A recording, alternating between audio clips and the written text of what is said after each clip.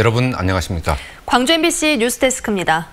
광주 세계 수영대회에 출전한 여자 선수들의 몸을 몰래 촬영한 일본인이 현장에서 붙잡혔습니다. 경찰은 무안공항을 통해 출국하려던 이 일본인의 출국을 막고 성범죄 혐의에 대해 조사하고 있습니다. 보도에 우종훈 기자입니다. 어제 오전 11시쯤 세계 수영선수권 대회가 열리고 있는 광주 남부대 수구경기장에서 실랑이가 벌어졌습니다. 뉴질랜드 여자 수구대표팀이 수중 훈련을 앞두고 경기장 밖에서 몸을 풀고 있었는데 일본인 관람객 37살 A씨가 자신의 고성능 카메라로 여자 선수들을 집중적으로 촬영한 겁니다. 이를 이상하게 여긴 뉴질랜드 선수단 가족이 보안요원에게 알렸고 보안요원의 신고를 받고 출동한 경찰이 A씨를 현장에서 검거했습니다. 일본인 관람객은 이곳 수구연습장 물 밖에서 몸을 풀고 있던 선수들의 몸을 약 10여 분간 촬영하다 경찰에 붙잡혔습니다.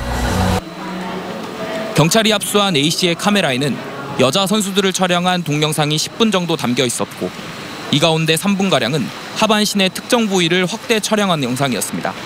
32기가짜리가 원래 카메라에 하나 있었는데 그 여분을 주머니에 이렇게 넣으려고 하더라고요. 제가 확인을 해서 가져오라고.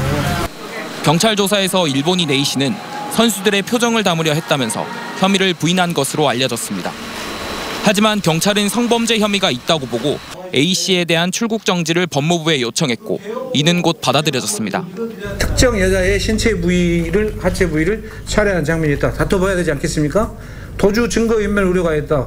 출국해가지고 다시 온다는 거 기대 못하잖아요. 그래서 오늘 긴급 출국 정지 신청을 했고 A씨는 오늘 오전 전남 무안공항을 통해 일본으로 돌아가려다 출국 정지를 연락받은 공항 직원들에 의해 제지됐습니다. 경찰은 열흘간 출국이 정지된 A씨를 다시 소환하고 A씨의 카메라 정보를 복원해 추가 혐의가 있는지 등을 조사할 방침입니다. MBC 뉴스 우종훈입니다. 일본의 수출 규제로 지역 기업들도 타격을 받지 않을까 걱정입니다. 가뜩이나 채광 경기가 안 좋은 상황에서 일본 리스크까지 겹치면서 수출 기업들이 애를 태우고 있습니다. 보도에 이재원 기자입니다. 반도체 소재에 대한 수출 규제에는 별다른 영향을 받지 않았던 지역 기업들의 피해가 가시권에 접어들고 있습니다. 일본이 우리나라를 화이트리스트에서 제외하기로 결정해 지역의 주력 업종 가운데 하나인 공작기계와 기계 부품 등에 타격이 예상되기 때문입니다. 이런 분위기를 반영하듯 3분기 기업 경기 전망이 2분기보다 19포인트나 하락한 87에 그쳤습니다. 특히 2분기보다 3분기 경기가 악화될 것이라고 응답한 업체는 33%로 전분기보다 10% 가까이 늘었고 호전될 것이라고 응답한 업체는 20%에 불과했습니다. 미중 무역관계 지속과 최근의 일본 수출 규제 조치가 그 기업의 대내 불확실성을 증폭시키면서 기업의 그 대내 불안 요인과 기업 환경의 경영 부담을 일본과의 상황이 급박하게 돌아가면서 지역에 있는 유관 기관들도 대책 마련에 고심하고 있습니다. 광주 상공회의소는 수출입 업무에 정통한 관세사까지 참여하는 대응반을 구성해 수출 규제 영향에 대한 모니터링을 강화하고 있습니다. 지역의 중소기업 정책을 책임지고 있는 중소기업청은 좀 더 적극적입니다. 일본 수출 규제 애로센터를 설치한 데 이어 긴급 경영 안정자금 1,080억 원과 컨설팅 예산 360억 원을 추경해 신청해 지역 기업들을 돕기로 했습니다.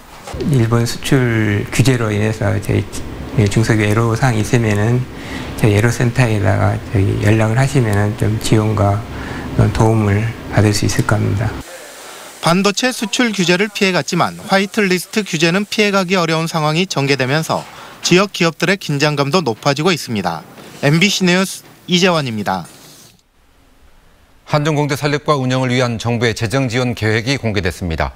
한전이 먼저 학교를 설립해서 개교하면 정부가 설립비와 운영비를 지원한다는 건데 규모는 2천억 이상이 될 것으로 보입니다. 고익수 기자가 보도합니다. 한전공대의 2022년 3월 차질 없는 개교를 위해 가장 시급한 것은 재정 확보 방안. 그 1단계로 한전공대가 개교하기 전까지 필수적으로 갖춰야 하는 데 들어가는 재원은 한전이 부담하기로 정리됐습니다. 개교 이후 들어가는 비용을 정부에서 최소 지자체 수준으로 지원한다는 것이 2단계 방안입니다.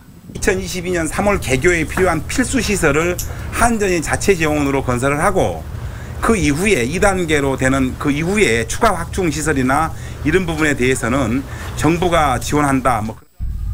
최소 지자체 수준은 전남도와 나주시가 개교 후 5년간 각각 1,000억 원씩을 지원하기로 한 만큼 2,000억 원 이상이 될 것으로 보입니다.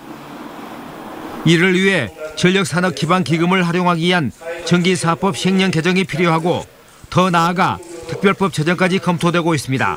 특별법을 제정하면 그 면제를 받습니다. 예타 면제를 받을 수가 있기 때문에 그래서 투트랙으로 간다. 법률 근거에 대해서 먼저 전기사업법을 시행령을 개정을 해서 그 기금을 쓸 수 있도록 하고 지금 상황대로라면 2024년에야 개교가 가능하지만 문 대통령의 2022년 차질 없는 개교 언급으로 교육부가 후속 조치를 서두르고 있는 한전공대 설립, 건축 설립 기본계획 용역안까지 포함된 최종 마스터 플랜이 예정대로 오는 9월 확정되면 개교를 위한 절차 진행이 한층 탄력을 받게 될 전망입니다. MBC 뉴스 소익수입니다.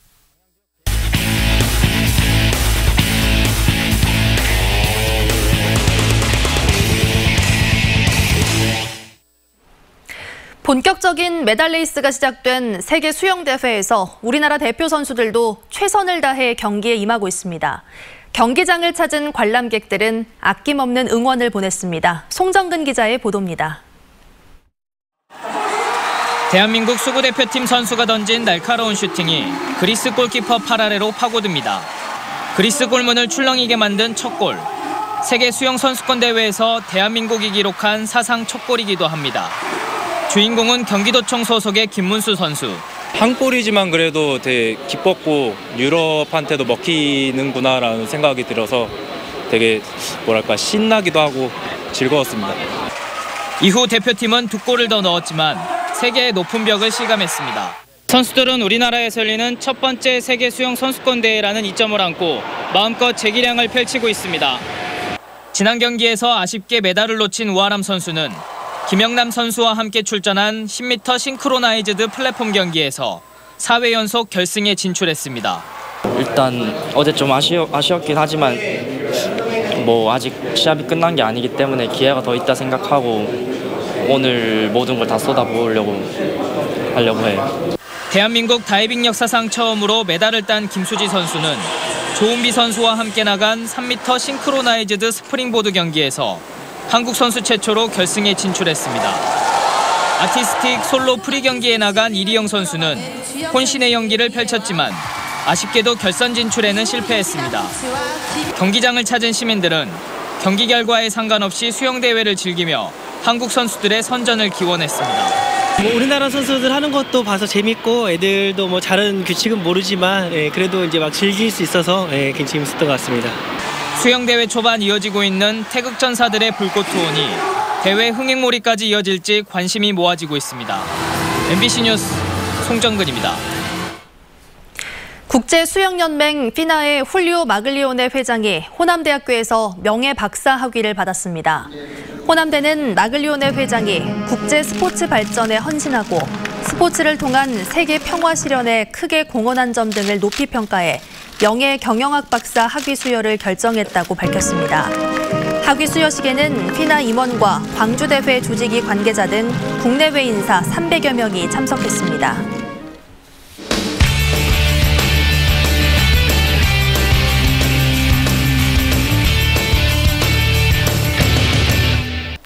(2019) 광주 세계수영선수권대회가 본격적인 메달 경쟁에 들어갔습니다. 오늘부터 놓치면 아쉬울 수영대회 소식들과 경기 일정들을 데스크 수리영역 시간을 통해 알려드립니다. 먼저 수영대회 이모저모부터 살펴볼까요? 한국 사상 첫 여자 수구 대표팀이 헝가리와의 경기에서 0대64라는 기록을 세우며 혹독한 데뷔전을 치렀습니다. 여자 수구 대표팀의 경력은 한 달 반. 여기에 숨은 사연을 아시나요? 이번 대회를 앞두고 우리 정부는 대회 흥행과 남북 교류 증진을 위해 남북 단일팀을 추진했는데요. 유일한 팀 종목이 바로 수구. 그중 여자 수구는 우리나라에 전문 선수가 없었던 터라 남북 단일팀 후보로 떠올랐습니다. 하지만 차일피일 미뤄지는 북측의 대답에 여자 수구 대표팀은 대회 개막을 불과 한 달여 앞두고 급히 꾸려지게 됐다고 하네요. 그래도 우리 선수들의 용기 있는 도전 자랑스럽습니다. 남자 1m 스프링보드에서 우리나라 우하람 선수가 4위에 그쳐 아쉬웠죠. 그런데 이 종목에서 은메달을 목에 건 의지의 사나이가 있습니다. 바로 멕시코의 로멜 파체코 선수. 1차 시기에서 꼴찌로 시작한 그는 시기가 거듭될수록 난이도 높은 경기를 선보였고 2위까지 차지하게 됐는데요. 다이빙 선수로는 고령인 30대 중반의 그는 8번째 세계선수권 도전 끝에 첫 메달의 영광을 안았다고 합니다. 광주 수영대회 마스코트 수리와 다리가 큰 인기를 끌고 있습니다. 수리와 다리는 무등산과 영산강에 서식하고 있는 천연기념물 수다를 의인화한 건데요. 수영의 달인이라는 뜻과 함께 모든 일이 술술 달달 잘 풀려라는 행운의 의미도 담고 있습니다. 높은 인기만큼이나 기념품 판매율도 급증하고 있는데요. 3만여 개가 제작된 수리다리 인형 세트는 대회 이틀 만에 70%나 팔렸고 단체 주문도 크게 늘어 곧 완판될 예정이라고 합니다. 이어서 내일 주요 경기 소식입니다. 첫 골을 향해 달려가고 있는 여자 수구팀이 내일 오전 8시 반에 남부대학교 수구 경기장에서 러시아를 상대로 대회 조별리그 B조 2차전을 갖습니다. 남부대 시립국제수영장 다이빙풀에서는 저녁 8시 45분부터 혼성팀 경기 결승전이 열리는데요. 여자 1m 스프링보드에서 깜짝 메달을 획득한 김수지 선수와 김영남 선수가 출전해 호흡을 맞출 예정입니다. 지금까지 데스크 수리영역이었습니다. 목포 앞바다에 기름이 유출돼 해경이 긴급 방제 작업을 벌였습니다. 기름을 유출한 선박은 신고와 적절한 조치를 하지 않고 달아났다가 해경에 검거됐습니다. 김양훈 기자가 취재했습니다. 목포 수협 위판장 앞바다입니다. 군데군데 기름띠가 떠 있습니다. 방제 작업을 위해 대형 해경 방제선이 물대포를 쉴 새 없이 쏩니다. 소형 선박들은 뭉쳐있는 기름띠를 분리하기 위해 물보라를 일으키며 고속 운항하고 해양환경공단 소속 방제선까지 투입됐습니다. 기름이 지금 현재 넓게 분포하고 있기 때문에 선박의 소화포나 아니면은 배에 있는 스크를 이용해서 자연 분사를 촉진시키는 그런 작업을 1차적으로 현행을 하고 있습니다. 사고가 난 것은 오늘 오전 8시 20분쯤 수십 리터의 기름이 유출되면서 목포 앞바다에는 악취가 진동했습니다. 아침에 있었지. 아침에 내가 가버렸구만, 빠져버렸구만. 하얀 스티로폼 실로와 이거 됐다고. 유출된 기름 방제 작업은 해경 방제선과 연안 구조선 등 5척이 투입돼 사고 발생 3시간 만에 모두 완료됐습니다. 해경은 기름을 유출하고 달아난 30톤급 어선을 신안 자은도 해상에서 검거했습니다. 이 선박은 연료 저장 탱크에서 기관실 내 예비 탱크로 경유 400리터를 옮기다 기름을 유출했는데 신고나 적절한 조치를 않고 달아난 것으로 드러났습니다. 해경은 선장 A씨를 해양환경관리법 위반 혐의로 입건해 조사하고 있습니다.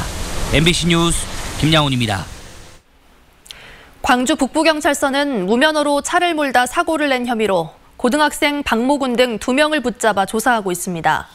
박군 등은 어제 오전 9시 30분쯤 광주시 북구 임동의 한 교차로에서 차를 몰다 마주오던 51살 서모 씨의 승용차를 들이받고 도로변에 있던 화장품 가게로 돌진한 혐의를 받고 있습니다. 다행히 인명피해는 없었고 경찰은 무면허 운전자인 박군 등을 상대로 렌터카를 빌린 방법 등 정확한 경위를 조사하고 있습니다.